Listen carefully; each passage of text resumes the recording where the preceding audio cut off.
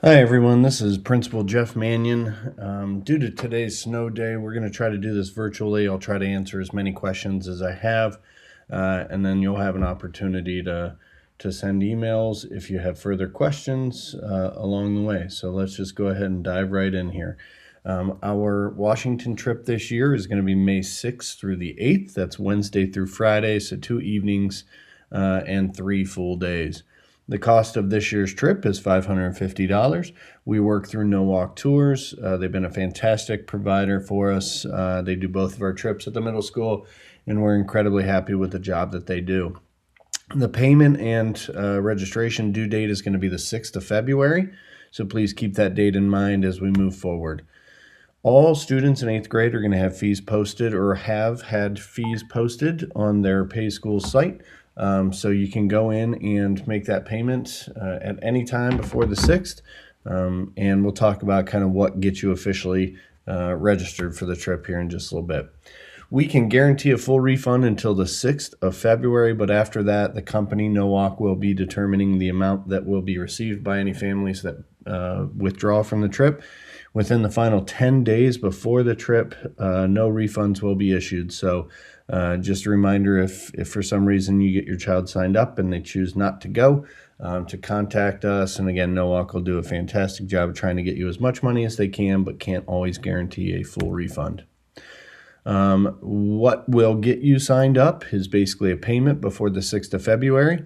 So those payments need to be completed by that point, and also the health information form, which is included in the packet that your students brought home. Or will be bringing home, I suppose, here tomorrow.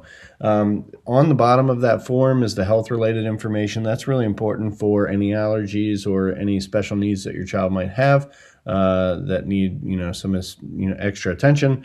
So please make sure you list those below. That does not include like extra medications. There's a separate form for that. We will not deal with medications until Monday, May 4th.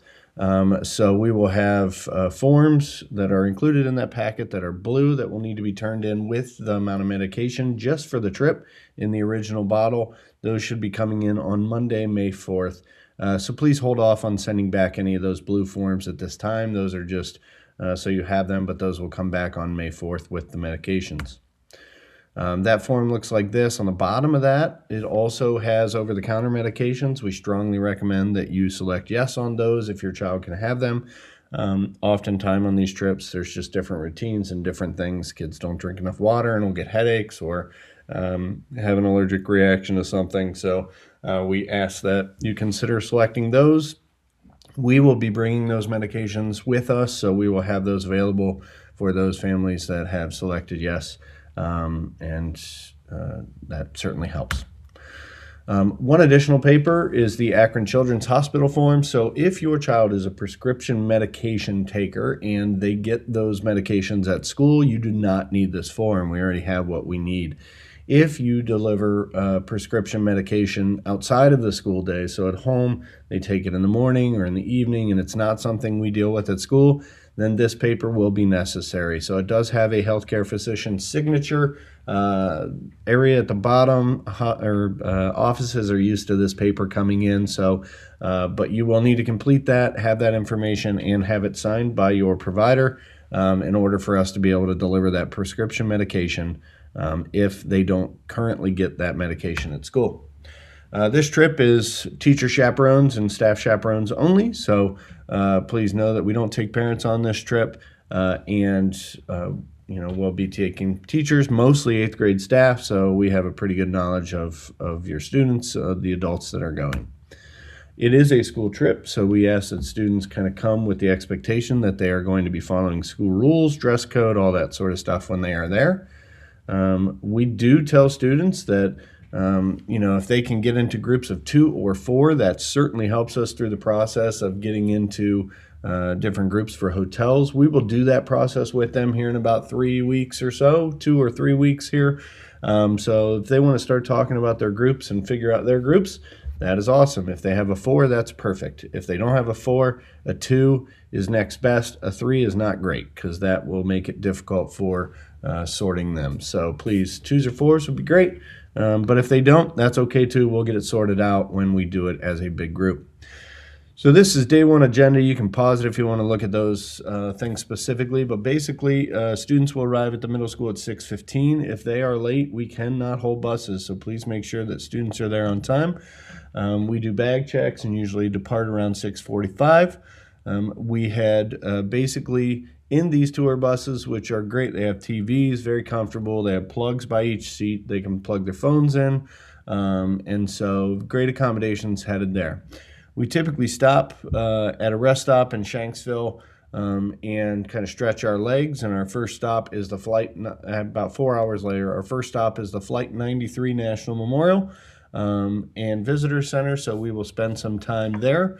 From that point, we will head off to the Air and Space Museum. We do have a couple hours there. It's a pretty good sized space. There's some extra add-ons if they want to do kind of those virtual extra things where they get in and it's all, virtual reality kind of thing. But those do cost extra money if students are interested in doing those. From there, we will head to dinner at the Pentagon City Food Court. This dinner is one where we will give them money and they can go to where they want. So if they have a preference to eat, steak sandwich or Chinese or whatever it may be, they have the opportunity to do that, which certainly helps with their dietary restriction kiddos that might have certain requirements. At that point, we will do an evening tour at the MLK FDR in Jefferson.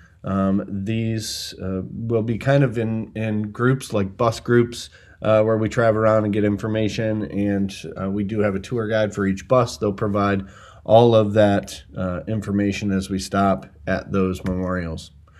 From there, we will go and head to our hotel at the Doubletree by Hilton. That will be in Gaithersburg, Maryland, so it's a little bit ways outside of the hustle and bustle of the city. So that is where we are staying. Great accommodations, great breakfast on both Thursday and Friday at that venue. Thursday, we have kind of our longest day, so we will get up about 6:15, and we will head straight to the National Cemetery where we will see the Tomb of the Unknown Soldier and the Changing of the Guard.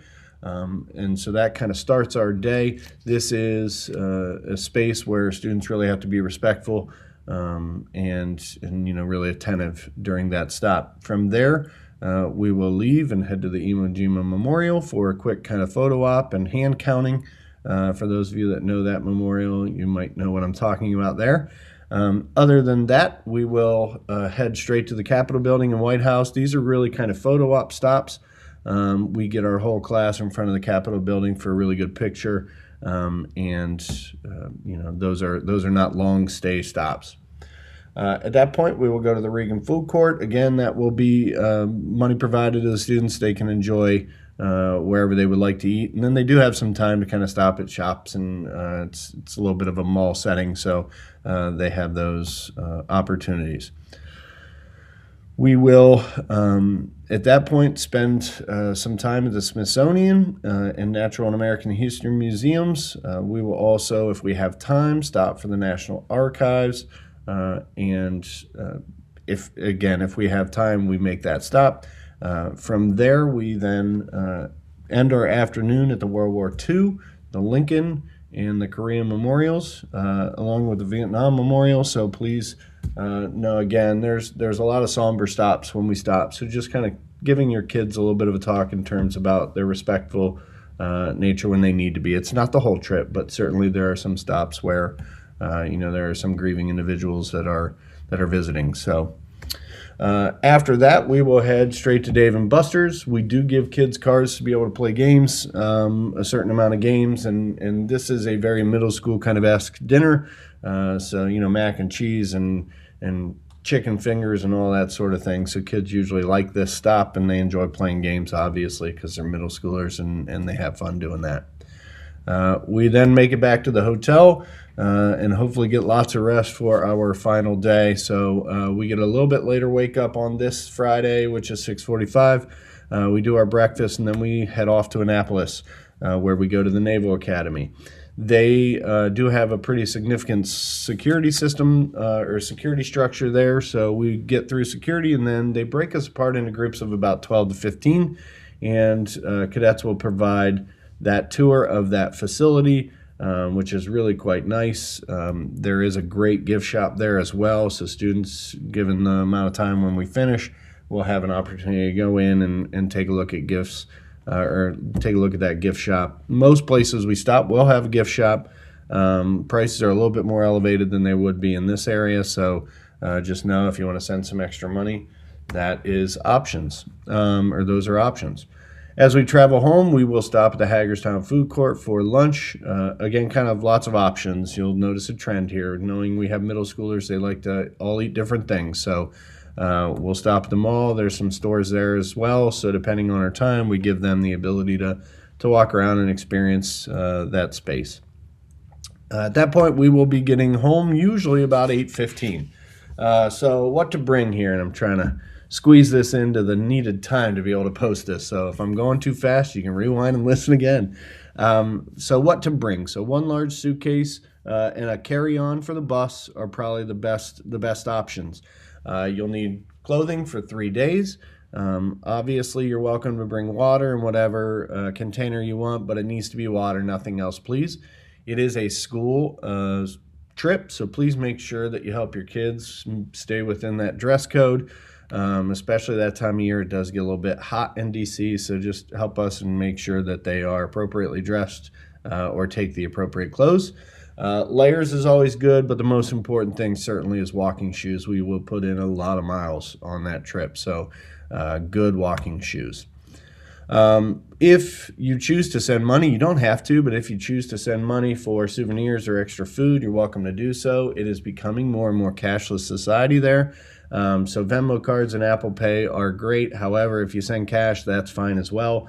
Most adults there will certainly, purchase something with a card in exchange for the student cash. So, just know we'll take care of them when they're there. But if you want to send money, those are kind of your options. We will be peanut free, so please make sure you honor that due to some allergies. Students are welcome to bring their own phones on this trip, but please know that they are responsible for them, and if they lose them, we unfortunately can't stop the trip to search for cell phones. So please make sure that you have the responsibility talk before we take off. We don't want energy drinks or inappropriate clothing. The highlight there is 6:15. We need to be there on Wednesday morning. We do bag checks, so we need them there at that time. Again, we cannot hold the trip because somebody oversleeps, so extra alarms that day would be fantastic. There will be identification cards that students all are required to wear with a number that will connect to my cell phone in case there are any issues of any kind. We do have nighttime security,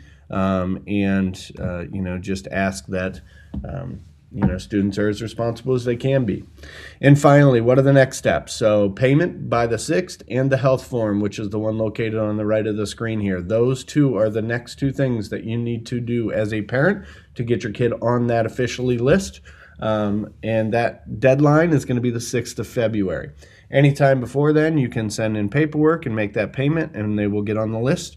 And the sooner the better. It puts them at the front of the line in case we run into full buses and have to eliminate, potentially students that are interested. Finally, Mrs. Hussing is going to be the administrator going on this trip, so her email is listed there. If you have questions, you can email her. You're welcome to email me or call the main office and connect with me if you have specific questions that are not as easily put in an email.